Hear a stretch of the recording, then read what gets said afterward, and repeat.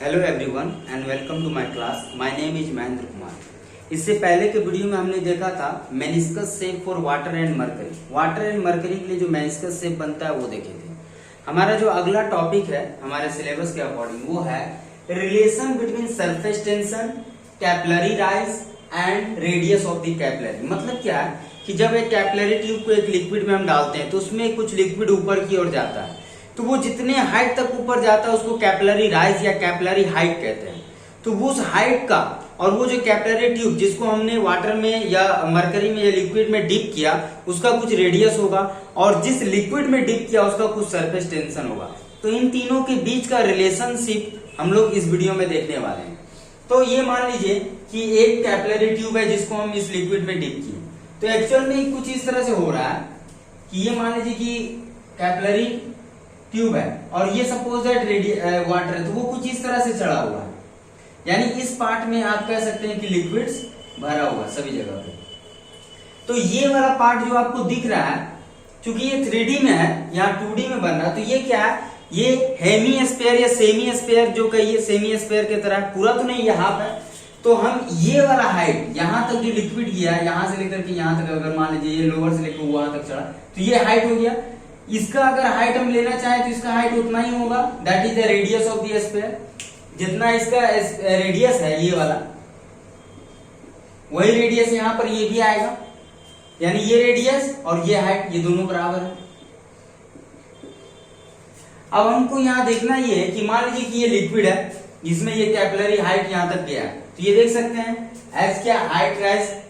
जितना हुआ, ये क्या radius of the semi sphere. और दूसरा मान लीजिए यहाँ पर इस लिक्विड की वजह से टेंशन टी डेवलप हुआ, तो ये जो टेंशन डेवलप हुआ इसको दो पार्ट में रिजॉल्व करेंगे। पहला जो इस ऊपर की ओर रिजॉल्व करेंगे जिसका नाम होगा टी कॉस थीटा, अगर ये एंगल थीटा है तो टी कॉस थीटा ऊपर की ओर और टी साइन थीटा ये इधर की ओर जाएगा। उसी तरह से यहाँ पर भी जो टेंशन डेवलप होगा, क्योंकि पॉइंट ऑफ कांटेक्ट पे हमको टेंजेंट ड्रॉ करना है और वही टेंजेंट क्या दिखाता है, that is the tension of the liquid. तो यहाँ पर अगर ये पॉइंट ऑफ कांटेक्ट है तो यहाँ पर ये टी है, तो इसको अगर रिजॉल्व करेंगे तो ऊपर की ओर टी कॉस थीटा और इधर की ओर करेंगे तो टी साइन थीटा। ये कैसे रिजॉल्व कर रहे हैं ये आप मैथमेटिक्स में पढ़ चुके हैं वेक्टर में, तो वहां पर से आप समझ सकते हैं। अब यहाँ पर देखना ये है कि हमारे पास चूंकि इस ट्यूब का रेडियस आर है, इसका हाइट एच है और टेंशन टी जो डेवलप हुआ और इस लिक्विड का डेंसिटी रो है, ये हमने कंसिडर कर लिया। तो यहाँ पर आप देखिए कि टी साइन थीटा है वो जो इस डायरेक्शन में काम कर रहा है,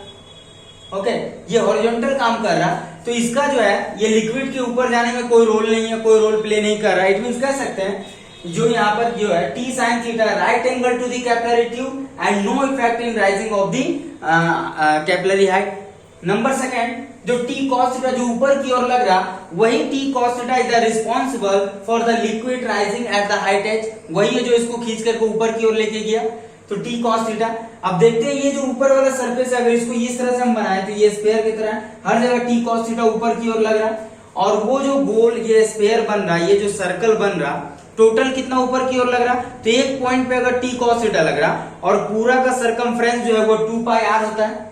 R is the radius of the sphere. तो यह 2 पाई आर को जब टी कॉस थीटा से मल्टीप्लाई कर देंगे तो हमको पता चल जाएगा कि एग्जैक्ट टोटल फोर्स अपवर्ड कितना काम कर रहा है, अप साइड ऊपर की ओर। तो हम कह सकते हैं टोटल अपवर्ड फोर्स क्या होगा, T cos theta into 2 pi R, that is 2 T pi R cos theta जो भी है,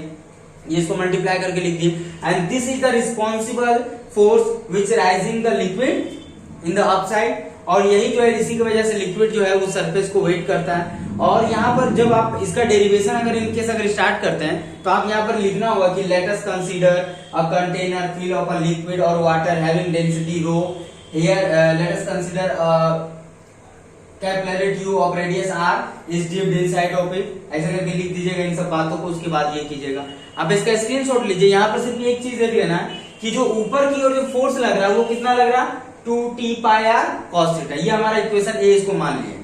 अब यहाँ पर देखेंगे कि चूंकि ये लिक्विड है इसका कुछ ना कुछ मास है, यानी mg डाउनवर्ड फोर्स वेट इसका काम कर रहा होगा, नीचे की ओर खींच रहा होगा वेट, और टी कॉस थीटा ऊपर की ओर खींच रहा है। तो एट इक्विलिब्रियम मतलब जब लिक्विड जाकर के किसी जगह पे स्टॉप हो गया, उस इक्विलिब्रियम स्टेट पे क्या होगा, T cos theta is balance by the weight of the liquid, यानी कि अगर डाउनवर्ड लिक्विड में कितना फोर्स लग रहा है वेट, और जो अपवर्ड फोर्स लग रहा है जो ये T cos theta into 2 pi R, ये दोनों इक्वल हो गया एट इक्विलिब्रियम, दोनों को इक्वल करेंगे हमको रिलेशन मिल जाएगा। तो वही करने वाले अगले बार में हम क्या करेंगे, इसका सिर्फ वॉल्यूम निकालेंगे ये लिक्विड का। आप इसका स्क्रीनशॉट लीजिए फिर उसको करते हैं।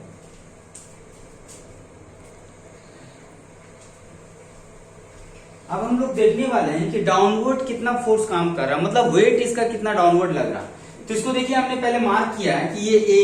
B C D ये यहां तक का लेवल लिया है, जहां तक ये स्पेयर जा रहा है, ये किनारे किनारे वाला, मतलब ये वाला समझिए आप, ऐसे करके लिक्विड अगर ऊपर गया है सपोज है, तो ये वाला लेवल हो गया ये हमारा, तो इसी का नाम दिया गया है A B C D, ये नीचे वाला। और फिर देखिए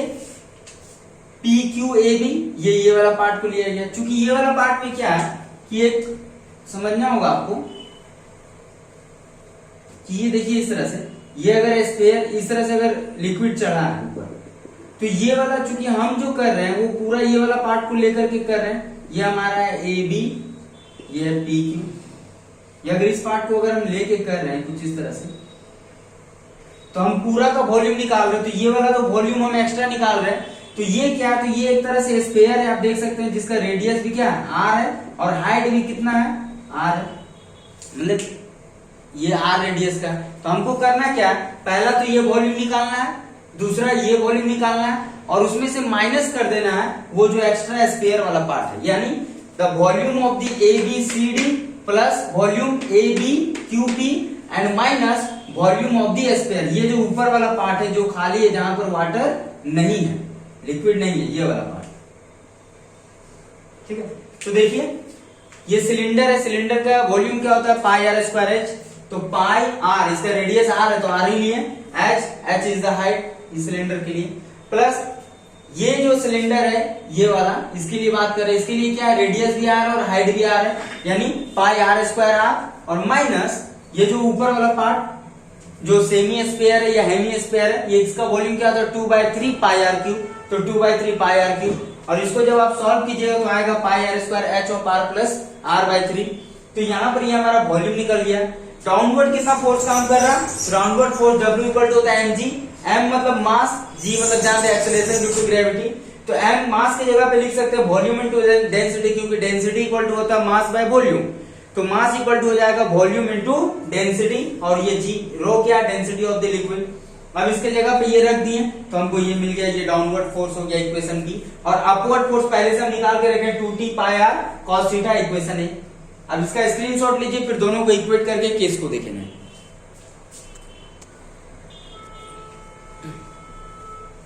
अब ये देख लें कि ऊपर जो फोर्स लग रहा है जो t cos theta into 2 pi r था upward force, downward W equal to mg जो कि था आपको pi r square h plus r/3, ये आया था हमारा। एट इक्विलिब्रियम में आप देखिएगा तो दोनों इक्वल होगा, इक्वेशन 1 इक्वल टू इक्वेशन 2, और दोनों को जब इक्वल कीजिएगा तो यहाँ पर लगता है कुछ टर्म छूट गया है,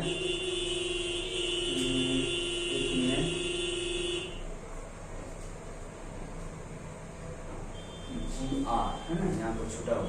छूट गया 0। ये इक्वेशन बी जो था उसको रख दीजिए, इक्वेशन ए जो था उसको रख दीजिए, दोनों को इक्वेट कीजिएगा तो आपको रिलेशन मिल जाएगा T equal to rho ji r of h plus r/3 by 2 cos theta, यानी T क्या है टेंशन, रो क्या है density of the liquid, G acceleration due to gravity, R radius of the capillary tube, H capillary height या the height of the liquid raised, R फिर से वही radius of the capillary tube, theta क्या है तो angle of contact between the liquid and the solid, उसके बीच का जो बनाया हुआ है थीटा। तो ये यहाँ पर हुआ, इसी फॉर्मूला का नाम है एसेंट फॉर्मूला, या it is the required relation between surface tension, capillary rise and radius of the capillary. जब radius of the capillary is negligible compared to its height, अगर ऐसा हो जाता है तो क्या होगा उस केस में, क्या कि अगर आप उसको ये कर देंगे h प्लस r/3 है तो r/3 को आप हटा दीजिएगा, तो यहाँ पर फिर से इक्वेट कीजिएगा तो आपको आएगा h equal to 2 cos theta by rho ji R. तो ये हुआ दूसरा रिलेशन। ये उस केस के लिए है जब radius is negligible compared to its height, और ज्यादातर ये केसेस में ये न्यूमेरिकल बनाने के लिए यूज किया जाता है, रेडियस नहीं देगा तो आप उसको नेग्लेक्ट करके बना लीजिएगा, but required relation main relation हमारा यही है। ठीक है, एग्जाम में इसका डेरिवेशन नहीं आता है, एग्जाम में जस्ट इसके बारे में आपको पूछेगा रिलेशन, और रिलेशनशिप पूछेगा तो ये आपको याद रखना, ऑब्जेक्टिव में 1 नंबर में आ सकता है, उससे ज्यादा कुछ नहीं। ठीक, इस वीडियो में इतना ही, और आगे का टॉपिक्स जो है वो अगले वीडियो में देखेंगे। Thanks for the watching.